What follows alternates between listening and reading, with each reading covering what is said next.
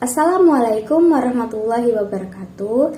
Perkenalkan, nama saya Hilda Sabina dengan NIM 2020143223 dari kelas 5F, Prodi PGSD, mata kuliah Bimbingan dan Konseling SD, dan dengan dosen pengampu Miss Endang Surtiani, Magister Pendidikan. Baiklah, di sini saya akan menjelaskan materi terkait jenis-jenis layanan bimbingan dan konseling untuk anak sekolah dasar. Pada materi kali ini ada 5 subtema. Yang pertama yang akan saya jelaskan yaitu mengenai layanan dasar bimbingan, yang kedua layanan responsif, yang ketiga layanan pelayanan individual, yang keempat layanan dukungan sistem, yang kelima layanan bimbingan dan konseling di SD menurut Profesor Prayitno. Yang pertama ada layanan dasar bimbingan. Apa sih layanan dasar bimbingan itu? Layanan dasar bimbingan adalah sebuah bentuk bantuan yang diberikan oleh konselor kepada konseli berupa pemberian bantuan, berupa kegiatan yang terstruktur secara sistematis, baik dilakukan secara klasikal dan mengembangkan kemampuan kliennya agar mampu menyesuaikan diri secara efektif dan berkelanjutan. Tujuannya yaitu memberikan bantuan, memfasilitasi siswa dalam proses pengembangan setiap keterampilan yang dimiliki dengan berbagai aspek yang berhubungan dengan moral, mental, kepribadian, agar peserta didik mampu memperoleh keterampilan dasar dalam hidupnya. Yang kedua ada layanan responsif. Layanan ini sangat penting dan harus segera diberikan kepada konseli. Konselor memberikan tanggapan konseli yang sedang mengalami masalah, membutuhkan bantuan. Jika tidak dibantu dengan konselor, maka si klien akan mengakibatkan kesulitan dalam proses pengembangan tugas-tugasnya maupun proses pengembangan diri.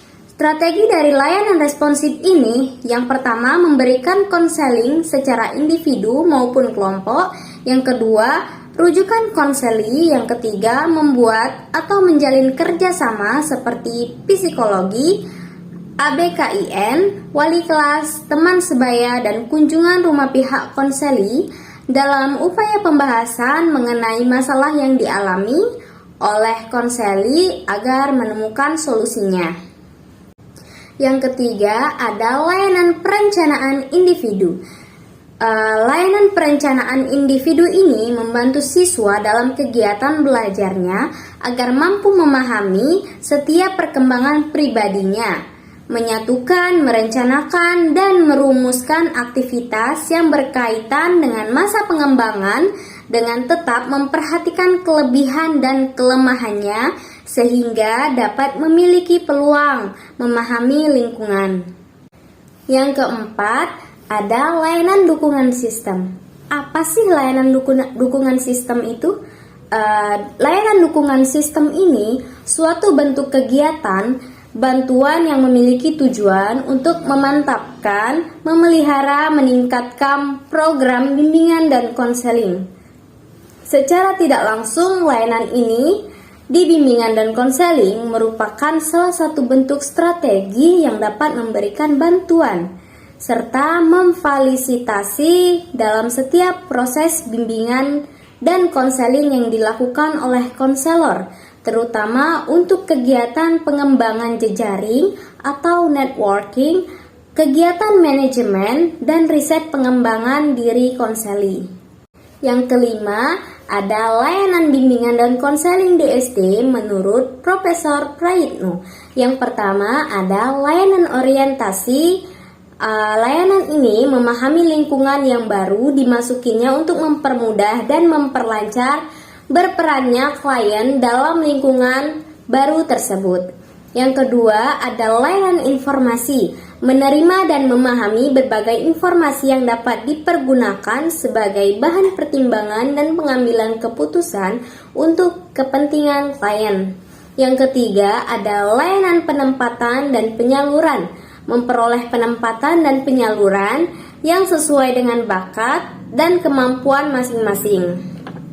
Yang keempat, ada layanan bimbingan belajar, yakni mengembangkan diri berkenan dengan sikap dan kebiasaan belajar yang baik, materi pelajaran yang cocok dengan kecepatan dan kesulitan belajarnya. Yang kelima, ada layanan penguasaan konten, yakni layanan bantuan kepada individu atau kelompok untuk menguasai kemampuan atau kompetensi tertentu melalui kegiatan belajar. Yang keenam, itu ada layanan konseling individual melalui hubungan khusus secara pribadi dalam wawancara antara seorang konselor dan seorang konseli.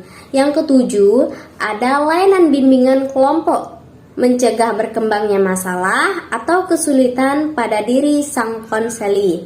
Yang kedelapan, ada layanan konseling kelompok, memberikan kemudahan dalam perkembangan dan pertumbuhannya. Selain bersikap pencegahan, konseling kelompok dapat pula bersifat penyembuhan.